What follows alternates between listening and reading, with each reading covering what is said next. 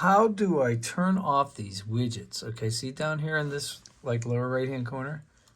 Whenever I mouse over that and I've got all these widgets, I don't even want that. I don't want the weather. I don't want anything here. The stock stuff I can figure out elsewhere. I don't want any news articles. I don't care, okay?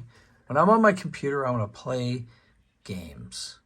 So this is powerful. Go down here, right? Put your mouse cursor down here, hit the right button, right click. Go to taskbar settings. You see that? Taskbar settings. Now let's go pull up this menu right here. So taskbar settings, I'm going to hit widgets, click it off. Done. Exit out. Okay.